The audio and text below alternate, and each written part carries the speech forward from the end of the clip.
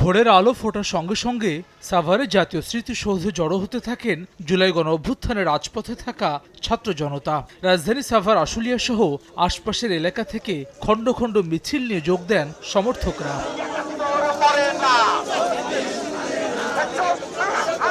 ৭১ মরে না, ২৪ হারে না স্লোগানে মুখর হয় স্মৃতিসৌধ।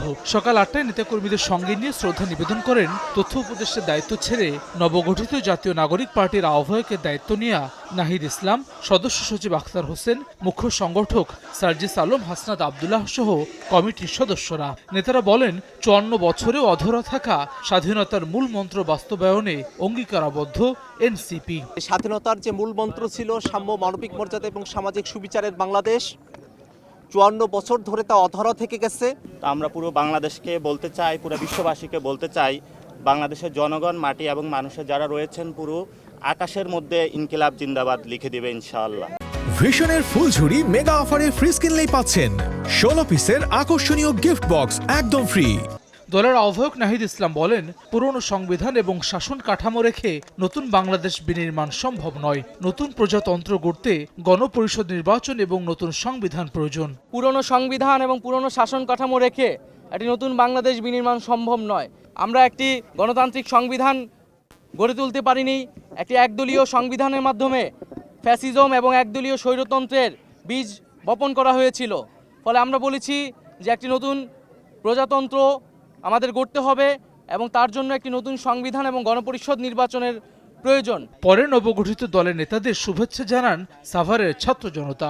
২৪শে গণ অভ্যুত্থানের নেতৃত্ব দেওয়া শিক্ষার্থীদের নতুন রাজনৈতিক দলের কর্মসূচি শুরু হলো ৭১-এর বীর শহীদদের প্রতি শ্রদ্ধা জানিয়ে, যেখানে উপস্থিত ২৪শে গণ অভ্যুত্থানের রাজপথে থাকা ছাত্র জনতাও।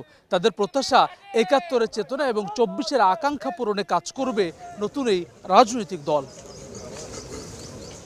পরে স্মৃতিসৌধ থেকে রায়ের বাজার কবরস্থানে গিয়ে জুলাই গণ অভ্যুত্থানের শহীদদের কবর জিয়ারত করেন এনসিপি নেতারা। বলেন, শেখ হাসিনার এমন দৃষ্টান্তমূলক শাস্তি হওয়া উচিত যাতে কেউ আর ফ্যাসিস্ট হয়ে না উঠতে পারে। বিচারের আগে নির্বাচন প্রসঙ্গ সামনে আসতে পারে না বলেও জানান নেতারা। যে সময়টুকু এই সরকারের আছে, নির্বাচনের আগেই খুনি হাসিনাকে বাংলাদেশে নিয়ে এসে ফাঁসির মঞ্চে নিতে হবে।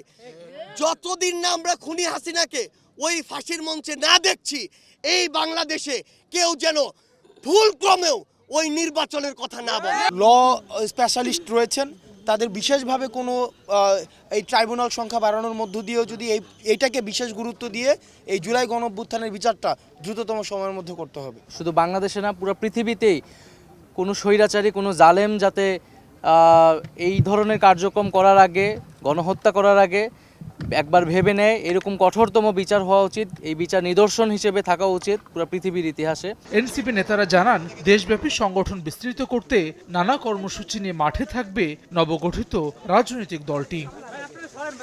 হাসান ওয়ালি, সময় সংবাদ, ঢাকা।